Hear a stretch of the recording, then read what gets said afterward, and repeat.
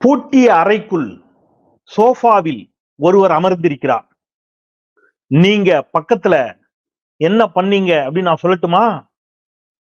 சை, அது எப்படி என் வாயால சொல்றது அப்படின்னு ஒருத்தர் சொல்றாரு.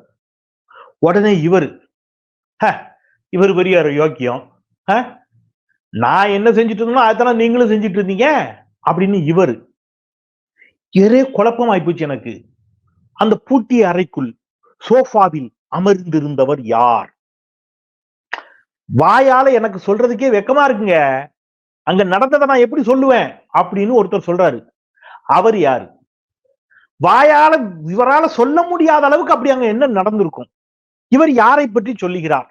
இது எல்லாத்தையும் தான் நாம இன்னைக்கு இந்த வீடியோவில் விரிவாக பேச இருக்கின்றோம். உங்களுக்கு எதுவுமே புரியாத மாதிரி இருக்குல்ல?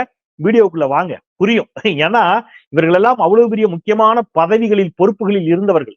இன்னைக்கு என்ன நடந்துகிட்டு இருக்குது, இவங்க எல்லாம் என்ன லட்சணத்துல இருந்திருக்கிறாங்க, இப்ப என்ன லட்சணத்துல இருக்கிறாங்க அப்படிங்கறதெல்லாம் நம்ம விரிவாக இந்த வீடியோவில் பேச இருக்கின்றோம். வீடியோவுக்குள் செல்வோம். அனைவருக்கும் வணக்கம். இது தமிழ் கேள்வி. மீண்டும் உங்களை சந்திப்பதில் மிக்க மகிழ்ச்சி. நான் செந்தில் வேல் வீச்சு. தமிழ் கேள்வியை மறக்காம சப்ஸ்கிரைப் செய்து பாருங்கள். உங்கள் பேராதரவை தாருங்கள் என்று மிகுந்த அன்போடு கேட்டுக்கிட்டு இன்னைக்கு வீடியோக்குள்ள போறேன். முதல்ல இந்த குற்றச்சாட்டை சொன்னது யாருன்னு பார்ப்போம். அதாவது ஆர்பி உதயகுமார் அவர்கள் உங்களுக்கு தெரியும், இன்னைக்கு சட்டமன்றத்தினுடைய தமிழ்நாடு சட்டமன்றம் இருக்குல்லையா, அந்த சட்டமன்றத்தினுடைய எதிர்கட்சி தலைவராக இருப்பவர் எடப்பாடி பழனிசாமி, எதிர்கட்சி துணைத் தலைவராக இருப்பவர் ஆர்பி உதயகுமார், முன்னாள் அமைச்சரும் கூட. இவர் சொல்றாரு, யாரை பார்த்து சொல்றாரு அப்படின்னு கேட்டீங்கன்னா ஓபிஎஸ் பார்த்து சொல்றாரு. என்ன சொல்றாரு? நீங்க சும்மா டிராமா ஆடாதீங்க மிஸ்டர் ஓபிஎஸ். அம்மாவால் அடையாளம் காட்டப்பட்டவன், அம்மாவால் அடையாளம் காட்டப்பட்டவன் என்று சொல்கிறீர்களே, அந்த அம்மா செல்வி ஜெயலலிதா அவர்களே, இந்த ஓபிஎஸ் மேல எனக்கு அவ்வளவு நம்பிக்கை இல்லைங்க. இவர் மேல எனக்கு ஒரு டவுட்டாவே இருக்குது. இவர் உண்மையான விசுவாசி இல்ல என்று என்னிடம் சொன்னார் அப்படின்னு யார் சொல்றா? ஆர்பி உதயகுமார். அப்படி சொன்ன உடனே ஓபிஎஸ் ஒரு குண்டை தூக்கி போடுறாரு. என்ன சொல்றாரு? அப்படியா, நீங்க இப்படி சொல்றீங்களா? அன்னைக்கு ஒரு நாள் ஞாபகம் இருக்கா, அந்த பங்களால பூட்டிய அறைக்குள்ள சோஃபால ஒருத்தர் உட்கார்ந்து இருந்தாரு, நீங்க அவர் அருகில் நீங்கள் என்ன செய்து கொண்டிருந்தீர்கள் ஞாபகம் இருக்கா? நீங்க எப்படி நின்னீங்க அது சொல்லட்டுமானா அப்படின்னு இவர் கேட்க, உடனே இவர் டென்ஷன் ஆகி, நான் என்ன பண்ணிக்கிட்டு இருந்தோம்னா அதையே தானையா நீங்க பண்ணிக்கிட்டு இருந்தீங்க அப்படின்னு இவர் யாரை பார்த்து? ஓபிஎஸ் பார்த்து. ஓபிஎஸ் ஆர்பி உதயகுமாரை பார்த்து சொல்றாரு, சோஃபால ஒருத்தர் உட்கார்ந்து இருந்தாரு, நீங்க என்ன பண்ணிட்டு இருந்தீங்க நான் சொல்லவான்னு. நீங்க என்ன பண்ணிட்டு இருந்தீங்க நான் சொல்லவா? நாம் என்ன செஞ்சுட்டு இருந்தோம் அது தானங்க நீங்க செஞ்சுட்டு இருந்தீங்க அப்படிங்கிறாரு.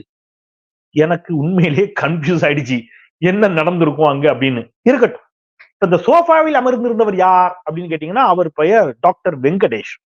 அவர் யாரு அப்படின்னு கேட்டீங்கன்னா சீரியஸா தெரியாது உங்களுக்கு?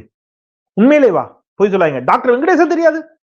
என்னங்க ஒரு சுதந்திர போராட்ட தியாகி, என்னங்க சுதந்திர போராட்ட தியாகி இல்லையா? மொழிப்போர் தியாகி இல்லையா? அப்ப எஸ், இந்த இதுக்கெல்லாம் மருந்து கண்டுபிடித்தவர், கேன்சருக்கு மருந்து கண்டுபிடித்த விஞ்ஞானி இல்லையா? டாக்டர் எம்பிபிஎஸ் டாக்டர் தான். மிசா போராட்டத்தை எதிர்த்து, மிசாவையும் எதிர்க்கலையா? என்னவா இருக்கும்? வேற ஒண்ணும் இல்ல, அவர் சசிகலாவின் அண்ணன் மகன், அவ்வளவுதான். சசிகலாவின் அண்ணன் மகனுக்கு அன்னைக்கு எவ்வளவு பவர் இருந்திருக்கு நீங்க பாருங்க. அப்ப சசிகலாவுக்கு எவ்வளவு பவர் இருந்திருக்கும் அப்படின்னு. இன்னைக்கு சசிகலாவை எல்லோரும் சேர்ந்து உரம் கட்டி விட்டார்கள், அது வேற விஷயம். இப்ப சசிகலா அம்மையார் எவ்வளவு பவர்ஃபுல்லா இருந்திருப்பாங்க நீங்க யோசிச்சுக்கங்க. அப்ப திரு டிடிவி தினகரன், திரு பாஸ்கரன், திரு சுதாகரன், என்ன இப்ப டாக்டர் வெங்கடேஷ், இவர்கள் எல்லோரும் அதிகார மையங்களாக இருந்தார்கள். இவர்கள் எல்லாம் யார்? எல்லோரும் வாரிசுகள். யாருடைய வாரிசுகள்? திருமதி வி கே சசிகலா அம்மையாரினுடைய அண்ணன் மகன்கள், அக்கா மகள்கள், தங்கை மகன்கள், இந்த மாதிரி அவங்க குடும்ப வாரிசுகள். ஆனா அதிமுக எதை எதிர்க்கும்? குடும்ப அரசியலை எதிர்க்கும். நீங்க உங்களுக்கு புரிஞ்சுக்குதா இது? இவர்கள் எல்லோரும் சேர்ந்து அன்றைக்கு இவ்வளவு ஆதிக்கம் செலுத்தி இருக்கிறார்கள். அந்த டாக்டர் வெங்கடேஷ் சோபாவில் அமர்ந்திருக்கிறார்.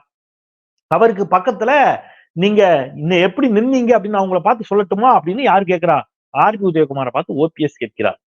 திராவிட இயக்கத்தினுடைய நிலைமையை பாத்தீங்களா சார்? அண்ணா திராவிட முன்னேற்ற கழகம் திராவிட இயக்கம் நீங்க என்ன நம்புறீங்களா அப்படின்னா நம்ம விட்டுற முடியாதுல்ல, விட்டுறக்கூடாது, அதுக்குதான் பயம். ஏன்னா அந்த இடத்தை பிடிப்பதற்கு பாஜக துடித்து கொண்டிருக்கிறது. சார் நான் எவ்வளவோ சொன்னேன் சார், உங்க எல்லாருக்கும் தெரியும், தமிழ் கேள்வி பார்க்கக்கூடிய சொந்தங்களுக்கு தெரியும். அஇஅதிமுகவை கபலீகரம் செய்து அழித்தொழித்து அந்த இடத்தில் பாஜக வளர துடிக்கிறது, எச்சரிக்கையாக இருங்கள், நம்ம எவ்வளவோ சொன்னோம், கேட்கல இல்ல. இன்னைக்கு அதற்கான விலையை கொடுத்து கொண்டிருக்கிறார்கள். இன்னைக்கு பாருங்க, உட்கட்சி மோதல், சண்டை ஆரம்பிச்சிருச்சா? ஓபிஎஸ் ஒண்ணு சொல்றாரு, உதயகுமார் ஒண்ணு சொல்றாரு, பழைய ரகசியங்கள் எல்லாம் வெளியில் வருகிறது. எனக்கு என்ன இதுல வருத்தம்னா, இங்கே இந்த கூத்து நடந்திருக்க, கூவத்தூர்ல என்னென்ன கூத்து நடந்திருக்கும்? இப்ப கூவத்தூரில் இவ்வளவு கூத்தடித்து கும்மாளமிட்டு இல்லையா, நீங்க வந்து தொடர் குற்றச்சாட்டுகள் வருது இல்ல, கூவத்தூர்ல என்னெல்லாம் நடந்துச்சுன்னு இல்லையா, எம்எல்ஏக்களுக்கு வந்து எம்எல்ஏக்கள் எப்படியெல்லாம் மகிழ்விக்கப்பட்டார்கள் அப்படிங்கிற செய்தி எல்லாம் பல புலனாய்வு இதழ்கள்ல, பத்திரிகைகள்ல, இணையங்கள்ல வருது. இத்தனையும் செய்துதான் எடப்பாடி பழனிசாமி முதலமைச்சரானார் அப்படிங்கிற குற்றச்சாட்டும் அவர் மீது இருக்கிறது. ஆனா அவர் வந்து யாரு? இப்ப மாபெரும் தலைவர் யாரு? எடப்பாடி பழனிசாமி. ஆனா மக்களால் தேர்ந்தெடுக்கப்பட்டு மக்கள் வாக்களித்து முதலமைச்சரான ஸ்டாலினை பார்த்து இவர்கள் எல்லோரும் என்ன கேட்பாங்க? உங்களுக்கு புரியுதா வித்தியாசம்? ரைட். இப்போவாது நம்ம என்ன சொல்றோம்னா, ஐயா இனியாவது நீங்க இந்த பாஜகவை எதிர்த்து பேசுங்களேன். இந்த தமிழ்நாட்டுக்கு இவ்வளவு வஞ்சகம் செய்கிறதே பாஜக, நிதி தர மறுக்கிறதே அஇஅதிமுக, பாஜகவை கண்டித்து இன்னைக்கு திமுக ஆர்ப்பாட்டம். இன்னைக்கு இன்று மாலை இப்ப நான் பேசிக்கிட்டு இருக்கேன், நான் பேசிக் கொண்டிருக்கக்கூடிய இந்த நிமிடம் திமுகவுடைய ஆர்ப்பாட்டம். நான் என்ன கேட்கிறேன், ஏன் அஇஅதிமுக ஒன்றிய அரசு அலுவலகங்களை முற்றுகையிட்டு ஒரு மாபெரும் ஆர்ப்பாட்டத்தை, போராட்டத்தை பண்ணக்கூடாது? பண்ண மாட்டாங்க. ஏன்? அடுத்த நிமிடம் சிபிஐ வரும், அமலாக்கத்துறை வரும், வருமான வரித்துறை வரும். அப்ப திமுகவுக்கு வராதா? திமுகவுக்கு தான் வருது. அப்ப திமுக அந்த வழக்குகளை தாண்டி அதை எதிர்கொள்ள தயாராக இருக்கிறது. காங்கிரஸ் அந்த வழக்குகளை தாண்டி அதை எதிர்கொள்ள தயாராக இருக்கிறது. ஆம் ஆத்மி அந்த வழக்குகளை தாண்டி, சிறை தண்டனையை தாண்டியும் அதை எதிர்கொள்ள தயாராக இருக்கிறது. ஆனால் அதிமுகவுக்கு அந்த தில்லும் திராணியும் இல்லை. இது இன்னைக்கு நேரத்தில் இல்ல, அஇஅதிமுகவுடைய வரலாறே தான். எம்ஜிஆர் காலத்திலிருந்து டக்குன்னு அனைத்திந்திய அண்ணா திராவிட முன்னேற்ற கழகமாக மாற்றி விட்டார் எம்ஜிஆர் அதிமுகவை. அண்ணா திராவிட முன்னேற்ற கழகம் தான். பிரிவினைவாத தடை சட்டம்னு உடனே டக்குன்னு பயந்து போய் எதுக்கு வம்பு வந்து அனைத்து இந்திய அண்ணா திராவிட முன்னேற்ற கழகமாக மாற்றிக் கொள்கிறேன். ஒன்றியத்தில் யார் ஆட்சியில் இருக்கிறார்களோ அவர்களோடு ஒட்டி கொள்வார்கள். இடையில கொஞ்ச நாள் ஜெயலலிதா அம்மா ஏதோ சென்ட்ரலை பார்த்து, யூனியன் கவர்மெண்ட்டை பார்த்து கொஞ்சம் கேள்வியை கேட்டாங்க. மற்றபடி அதிமுகவுடைய வரலாறு என்பதே இப்படித்தான். இந்த வரலாறு இதுதான் இவங்களுடைய எஸ்டிடி ஹிஸ்டரி வரலாறு. இப்ப என்னன்னா, இப்ப இவங்க இந்த தேர்தலில் நான் கூட சொன்னேன், 2026 தேர்தலில் அஇஅதிமுக பாஜகவோடு கூட்டணி வைக்க வாய்ப்பு இருக்கிறது. பாஜக அதை நோக்கி அழுத்தம் கொடுக்கும், என் கூட கூட்டணி வைக்கிறியா இல்லையான்னு கேட்கும்னு நான் சொன்னேன். ஆனால் நேற்று நான் புதிய தலைமுறை தொலைக்காட்சியில் நேர்பட பேசும் நிகழ்ச்சியில் கலந்து கொண்டேன். நெறியாளராக மதிப்பிற்குரிய திரு விஜயன் அவர்கள், என்னோடு 3 பேனலிஸ்ட், திரு ரவீந்திரன் துரைசாமி அவர்கள் அரசியல் விமர்சகர், அதே மாதிரி எழுத்தாளர் திரு ராம்கி, அதே மாதிரி அரசியல் விமர்சகர் பொன் வில்சன், 4 பேர், நாங்க என்னோட சேர்த்து 4 பேர் கலந்துக்கிட்டோம். இதுல ரவீந்திரன் துரைசாமி அவர்கள் விவாதத்திலேயே நேரலையிலேயே ஒண்ணு சொல்றாரு. என்ன சொல்றாரு? 2026 தேர்தலில் பாஜக அதிமுகவோடு கூட்டணி வைக்காது. ஏன் சார் அப்படின்னா, அதிமுகவை குறிப்பாக எடப்பாடி கே பழனிசாமியை பலவீனப்படுத்துவதுதான் பாஜகவுடைய பிரதான நோக்கம், அதை பாஜக செய்யும் என்கிறார். ஏன் சார், ஏன் பலவீனப்படுத்தணும்? ஏன்னா மோடியினுடைய நோக்கம் தமிழ்நாட்டுல பாஜக ஆட்சியை பிடிப்பதல்ல. மோடியினுடைய நோக்கம் வர இருக்கக்கூடிய 2029 மீண்டும் ஒன்றியத்தில் ஆட்சியை பிடிக்கணும். அது முடியுமா? முடியவே முடியாது. ஏன்னா இந்த வாட்டியே போயிடுச்சு, 230 சீட்டுக்கு நெருக்கிட்டாங்க இல்லையா? தனித்த பெரும்பான்மை பாஜகவிற்கு இல்லை. இந்த முறை சந்திரபாபு அவர்களுடைய தயவோடும் நிதிஷ்குமாரினுடைய தயவோடும் பாஜக ஆட்சியில் ஒட்டி கொண்டிருக்கிறது.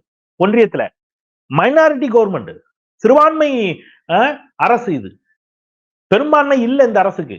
அப்ப 2029 இன்னும் தொகுதிகள் குறையும், சீட்டு குறையும், கேவலமா பாஜக தோக்கும். அப்ப தமிழ்நாட்டில இருந்தா ஒரு 5 சீட்டாவது கிடைச்சா பரவாயில்லைங்கிற இடத்துக்கு மோடி வருவார். அப்படி வருகின்ற பொழுது 2026 அதிமுகவும் பாஜகவும் கூட்டணி வைத்து ஒருவேளை அஇஅதிமுக வலுப்பெற்று விட்டால் எடப்பாடி பழனிசாமி மோடி சொன்னதை கேட்பாரா? கேட்க மாட்டார். அப்ப எடப்பாடி பழனிசாமியை பலவீனப்படுத்திட்டா 2029 நாடாளுமன்ற மக்களவை தேர்தலில் வேறு வழியின்றி தன்னுடைய அணிக்கு வருவார் அப்படின்னு மோடி நினைக்கிறார். இது ரவீந்திரன் துரைசாமி நேற்று விவாதத்தில் சொன்ன தகவல்.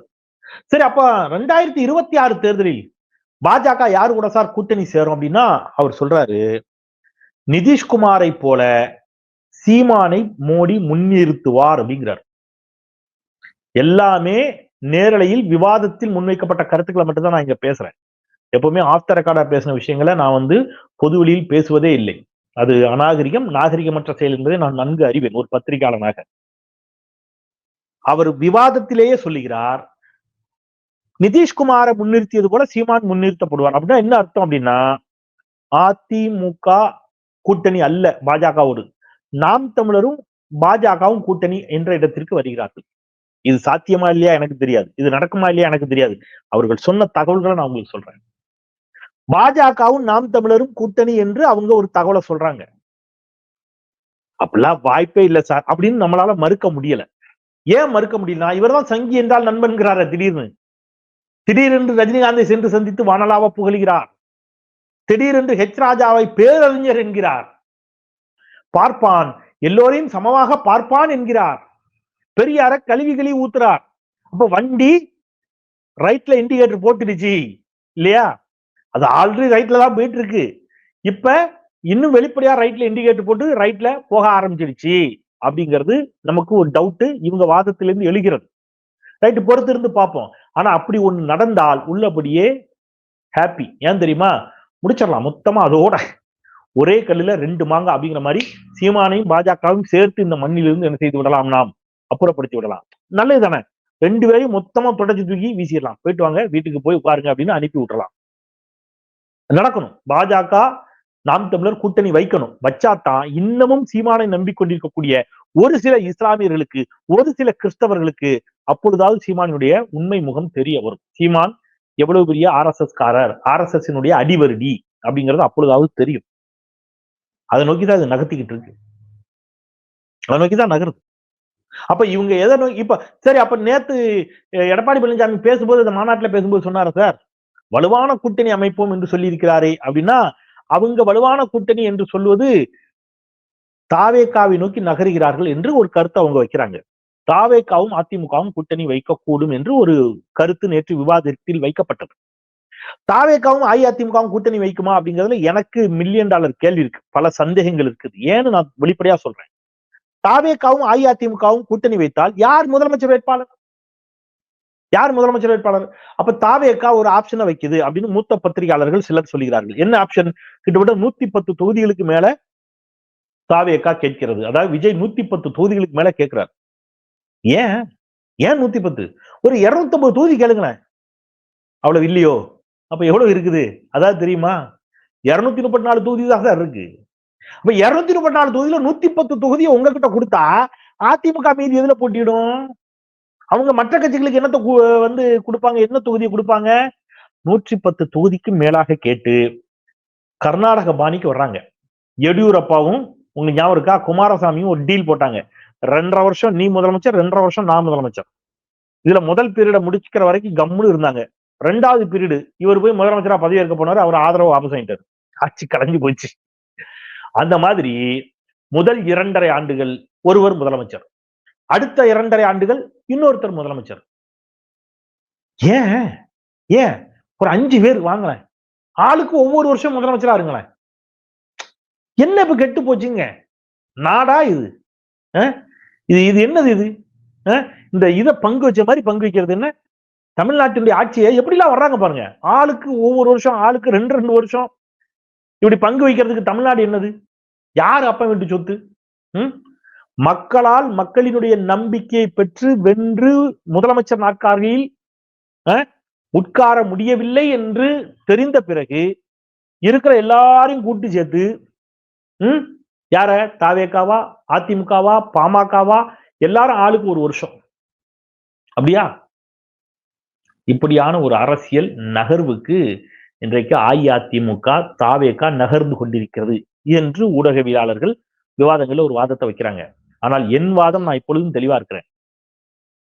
அஇஅதிமுக விஜய் கூட்டணி அமைவதற்கான வாய்ப்பு மிக மிக குறைவு, மிக மிக மிக மிக குறைவு என்று நான் உறுதியாக நம்புகிறேன். ஏன்னா அப்படி ஒன்று அமைந்தால் அதோட விஜயனுடைய பொலிட்டிக்கல் கேரியர் முடிஞ்சு போச்சு.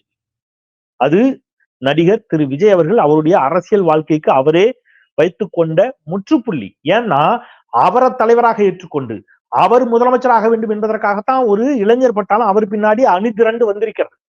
அவரு இன்னொருத்தர தலைவராக ஏற்றுக்கிட்டு எடப்பாடி பழனிசாமி பின்னாடி போய் அவர் நிப்பாருன்னா அதுக்கு அவன் எடப்பாடி பழனிசாமி பின்னாடி போய் நின்றுவான்ல, நேரடியா தான் அதிமுக சேர்ந்துருவான, எதுக்கு உங்க பின்னாடி வரணும் இல்லையா? சோ எடப்பாடி நீங்க இப்ப கேட்கலாம், அப்ப திமுக கூட்டணி அப்படின்னு நீங்க கேட்கலாம். நல்லா புரிஞ்சுக்கங்க, 2%, 3%, 4%, 5% வரைக்கும் வாக்கு வங்கியை வைத்திருக்கக்கூடிய கட்சிகளால் தனித்து ஆட்சியை பிடிக்க வல்லமை கிடையாது. அப்ப அந்த கட்சிகள் யாரோ ஒரு அரசியல் கட்சியோடு, பிரதான அரசியல் கட்சியோடு கூட்டணி சேரும். ஆனா விஜய் அப்படி இல்ல அப்படின்னு அவர் சொல்றாரு. அப்ப விஜய் அப்படி இல்லைன்னா என்ன சார் சொல்றீங்க அப்படின்னா, விஜய் அப்படி இல்லைன்னு அவர் நம்புறாரு, அவருடைய தொண்டர்களும் நம்புகிறார்கள். விஜயால் தனித்தே ஆட்சி அமைக்க முடியும் என்ற நம்பிக்கையோடு வந்திருக்கக்கூடிய தொண்டர்களுக்கு அப்படிலாம் கஷ்டம். நம்ம எடப்பாடி பழனிசாமி தலைவரா ஏத்துக்கிட்டு அவர் கூட கூட்டணி வச்சுக்கிடுவோம்னு சொன்னீங்கன்னு வைங்க, அதோட உங்க அரசியல் கேரியர் முற்றுப்புள்ளி வைக்கப்பட்டு விடும். அது ரொம்ப ஆபத்து. அதனால அவர் அதை செய்ய மாட்டார், நான் உறுதியா நம்புறேன். பார்ப்போம். இன்னும் ஒரு 6 மாசத்துல எல்லாம் வர ஆரம்பிச்சிடும். கட கட கட கட இவ்வளவுதான். தேர்தல் வேலைகள் மிக வேகமாக ஆரம்பிக்கப்பட்டு விடும். என்னவா வருது அப்படிங்கிறத நாம பொறுத்திருந்து பார்ப்போம் என்பதை சொல்லி, சோ சமீப காலமாக பாஜகவை மிக கடுமையாக சீமான் விமர்சிக்கவில்லை என்பதையும் கவனத்தில் கொண்டு, ஒருவேளை பாஜக சீமான் கூட்டணி உருவாகுமா, பாஜக அதிமுக கூட்டணி உருவாகுமா, அதிமுக விஜய் கூட்டணி உருவாகுமா என்பதையெல்லாம் நாம அடுத்தடுத்த சில மாதங்களில் நம்மால் யூகித்து அறிந்து கொள்ள முடியும் என்பதை சொல்லி, அதுவரை நாம் தொடர்ந்து அரசியலை உற்று நோக்குவோம் என்பதை மட்டும் சொல்லி, மீண்டும் ஒரு முறை தமிழ் கேள்வியை சப்ஸ்கிரைப் செய்து பாருங்கள், உங்கள் பேராதரவை தாருங்கள் என்று கேட்டு விடைபெறுகின்றேன். குரலற்றவர்களின் குரலாய் நான் செந்தில். நன்றி.